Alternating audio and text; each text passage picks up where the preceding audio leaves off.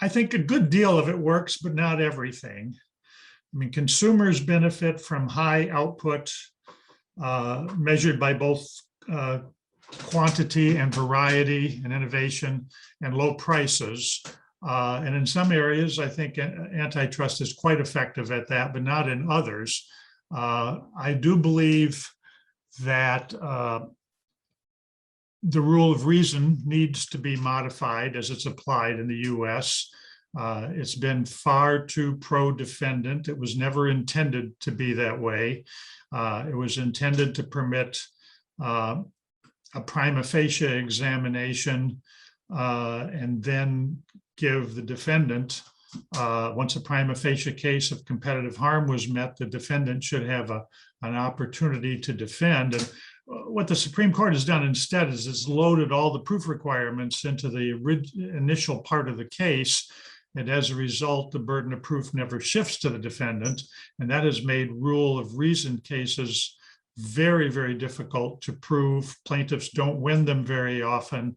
And the result is that the rule of reason has become almost useless, to the point that plaintiffs look very, very hard to find some way to bring a case under the per se rule, which I think is actually inferior if the rule of reason were working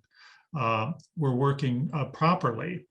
I think merger law right now suffers from under enforcement.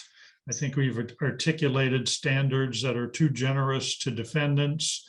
We give them the benefit of the doubt on things like defenses and innovation, even when those things are not proven. And so I think we should ramp up merger enforcement, and particularly we should address concerns where mergers are used as acts of monopolization or our coverage of conglomerate mergers, which we haven't done in some time now.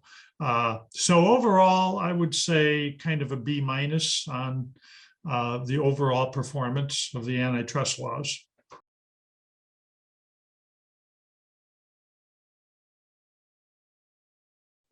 Well, now we don't have any real cases yet under the vertical merger guidelines. They were written largely in response to the failure of the government's challenge to the AT&T Time Warner merger, along with some observations by the court that it's been more than 30 years at that point since any vertical merger guidelines were issued. They are narrow, I think somewhat overly focused on market definition issues. However, we really haven't seen them in action yet, and we don't know how the courts are going to respond to them. So from where I sit, I think the best thing is to leave them alone for the time being. Now, I'll add one qualifier to that, and that is that President Biden's executive order on antitrust and innovation from about a month ago urges review of the merger guidelines, and I assume he meant by that both the horizontal and the vertical merger guidelines. And so consistent with that, I suspect the agencies are at least going to take a look.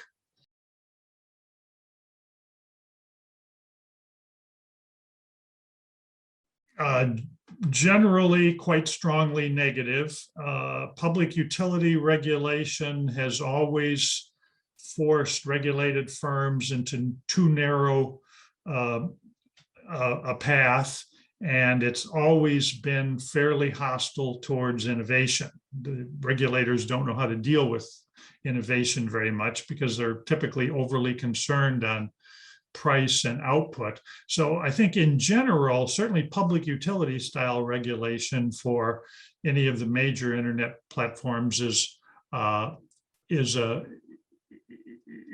bad idea. Now, there are certain parts of those markets and firms that I think could be subject to non-antitrust and somewhat more invasive regulation. One is, do we need to expand our notion of common carrier obligations under the Federal Communications Act and regulate the internet generally, and perhaps the operational details of large firms under that? And the answer is perhaps, but I haven't seen a study about that yet. The other one is whether we should use how we should regulate the political process and speech as it applies to large internet companies. Here, I think the answer is antitrust should, to the extent possible, stay out of regulation of the content of speech. A lot of the critiques of particularly Google are basically about its involvement or the way it treats various political participants. I think those are areas where antitrust could be set aside in favor of more explicitly political regulation. But subject with those qualifications, no. I think antitrust should be permitted to do the job it was designed to do.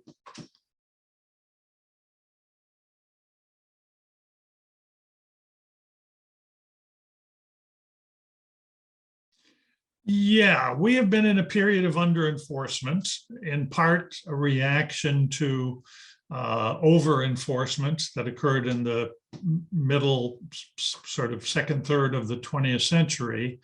And I think we could do a lot better there. The antitrust laws permit the courts to go much further than they are currently going, certainly with respect to things like the measurement of market power, exclusionary practices, how antitrust accommodates innovation, and particularly the patent system. Antitrust, the statutes themselves permit all of these modifications, but enforcement policy took a pretty sharp rightward turn in the last part of the 19th century, and we haven't quite escaped from that yet. I think there's some signs that we are, but we need to get more aggressive about practices that harm innovation and mergers in particular. And I think we can do that within antitrust if the courts are willing to interpret the language of the antitrust laws more literally and for what they really say. We don't need a lot of statutory modification. Now, if history shows us that interpretation under the current language isn't working, so for example, if the current government challenges to Facebook and Google fail, then maybe it's going to be time to rethink some of this and develop some stronger statutes. But I'm not quite there yet.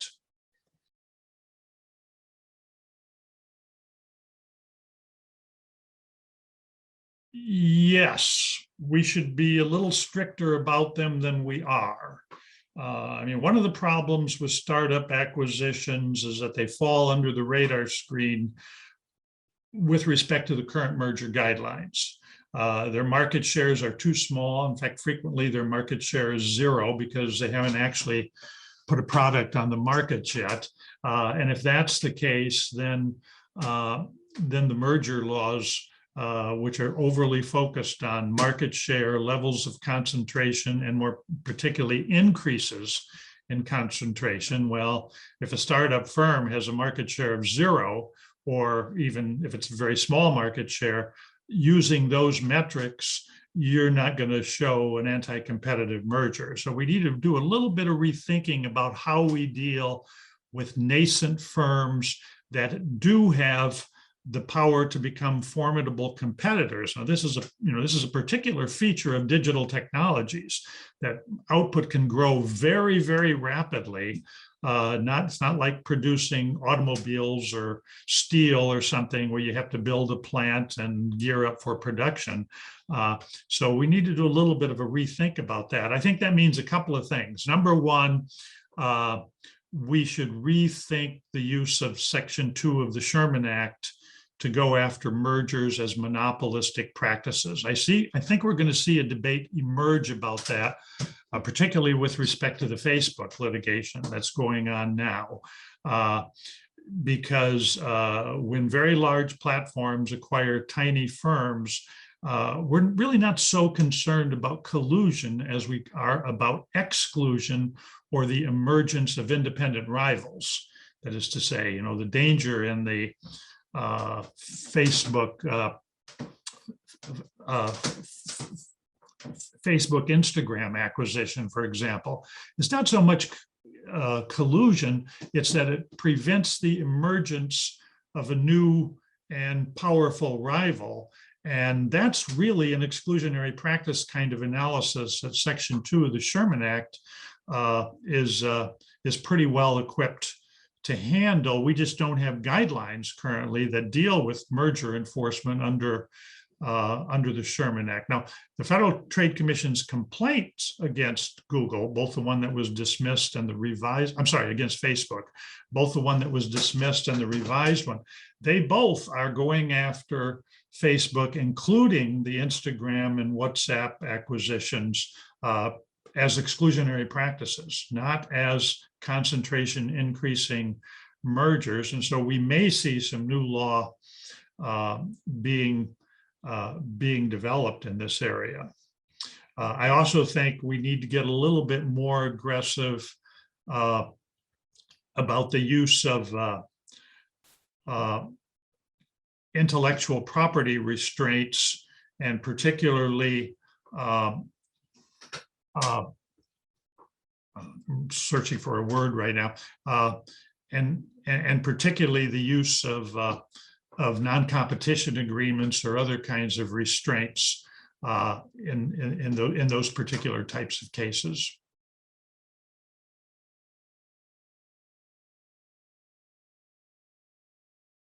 I think they would almost always be harmed, with almost in the sense, because I can't say invariably everyone will be harmed.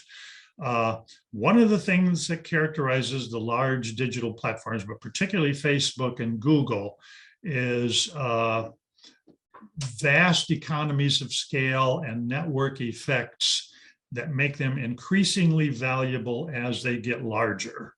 The reason for Facebook is so valuable is because so many other people are on it. Okay, so then you have to start thinking about how would you break up Facebook if you were going to do some kind of structural remedy against it. Well, I think the plausible one is you go after recent acquisitions. So the acquisitions of WhatsApp and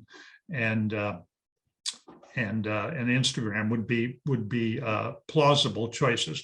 Beyond that, what would you do? Would you take away Facebook's power to post videos or still photographs? Would you put all the boys on one side and all the girls on the other side, or would you break it up territorially? There's no way you can break up Facebook that does not do a lot more harm than good. Now, what you can do, this is not a breakup remedy. What you can do is think about opening Facebook up to more competitors to get them to operate on a Facebook network rather than in competition with it. That's what we basically did with the telephone system. We speak about the breakup. Well, the breakup was a breakup of AT&T. It was not a breakup of the phone system. The phone system remains integrated. It has many, many more participants than it did in the past. And I think that's a much better framework for thinking about something with thinking about a solution to the Facebook problem or the Google problem.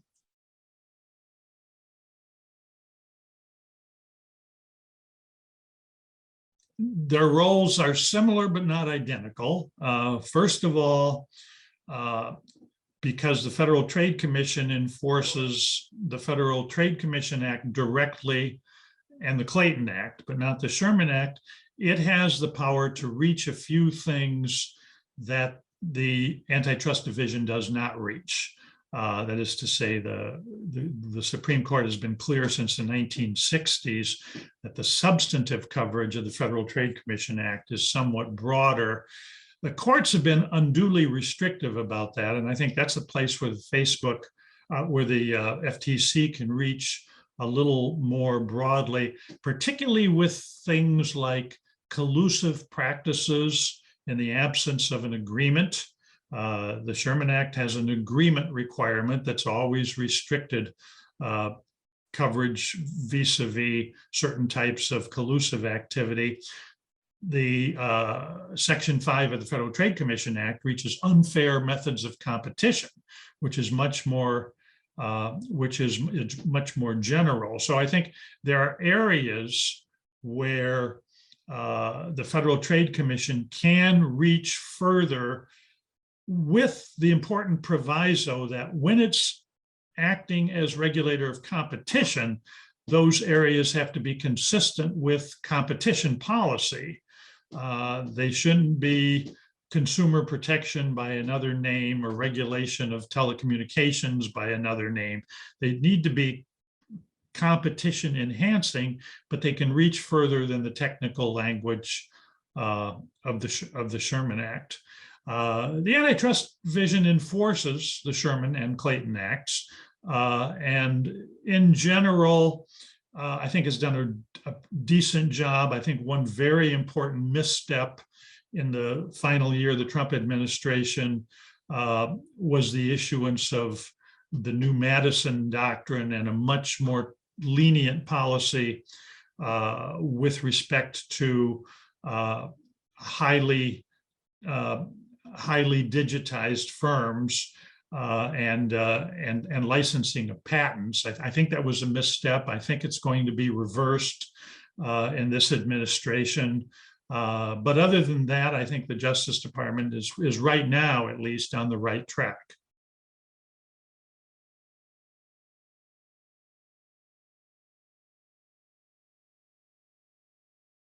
As a general matter, no. Now, one of the duties of the antitrust enforcers, actually it applies to private enforcement as well, is to pay some attention to the international legal regime.